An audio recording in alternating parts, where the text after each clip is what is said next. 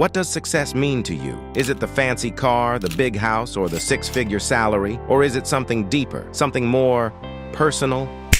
I'm trying to be successful, and I'm trying to be happy. Ever since I can remember myself, I've wanted to be successful. During my path to success, there have been countless setbacks that I've had to overcome. In this video, I will share my personal experience, opinions, and beliefs on reaching success. If someone had shared these tips with me, it could have potentially saved me years of trial and error. Point 1. Clearing out brain fog. Success begins with a clear vision. Back in the day, I would get a new business idea, and I'd jump from one idea to the next with nothing to show for them. When's the last time you sat down in silence, took out a notepad, and started writing down your goals? Take a moment to define what success means to you. Is it financial freedom, creative fulfillment, making a difference in the world? Whatever it is, start by figuring it out. If you skip this point, there's an insanely high probability you'll keep jumping from one thing to another just like I did, wasting months on end. Once you've defined your end goal,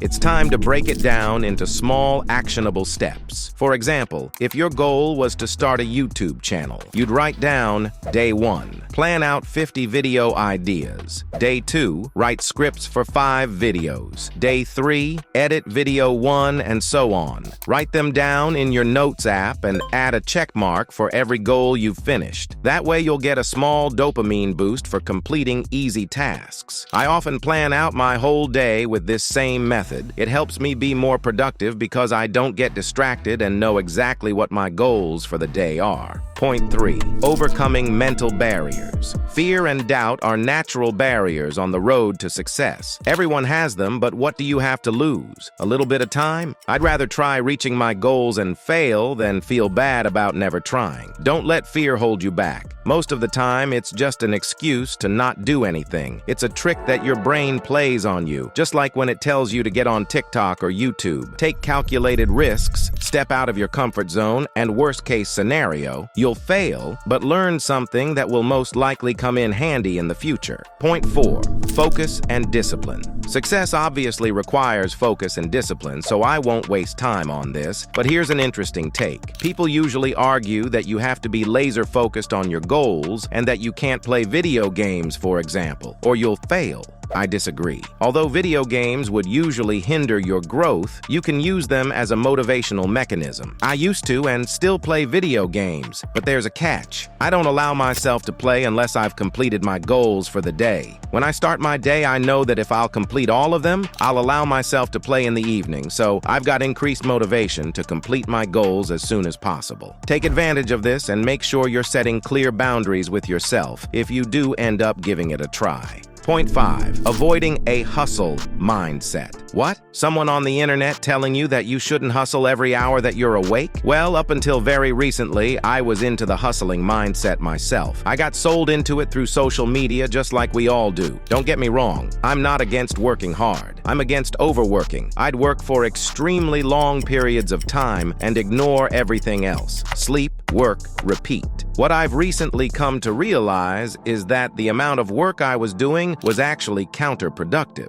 I still got everything done, but I wasn't thinking clearly, which resulted in me taking longer routes to finish my tasks. I also felt tired all the time and was just slower in general. Things that have helped me regain my creativity and focus quickly are taking walks for about 30 minutes to an hour, cooking, and taking 30-minute power naps. Point 6. Seeking mentorship. This applies to you even more if you're younger. I started working for a successful entrepreneur when I was about 15 years old. He would teach me a lot about business and gave me general life advice. Most of these principles have stuck with me and defined me as the man that I am now. They've also helped me understand the basic do's and don'ts in business. I've reached out to them asking for advice, which has saved me months, if not years of work. Don't be afraid to seek guidance and support from mentors, coaches, or supportive communities. Surround yourself with positive influences, seek out role models, and learn from those who have walked the path before you. They will recognize themselves in you and be happy to help you out. Just don't bother them with dumb questions and make sure to offer something in return. As an example, it could be unpaid labor or helping them solve an issue in their business if that's something you're capable of. Point 7. Consistency and patience. Long-term success usually takes a really long time to achieve. I've failed on my dreams of becoming a YouTuber before. I've failed with growing Instagram pages. I've made terrible investments that went to zero. I've done it all. The best thing you can do in these situations is learn from your mistakes. They are inevitable. Stay consistent, stay patient, and trust the process. Remember, your chance of becoming successful becomes zero only when you stop trying. So don't stop trying if you really want success. So, what are you waiting for? Go ahead and chase your dream life. Remember to share this video with a friend who could find these tips valuable and subscribe to see future videos.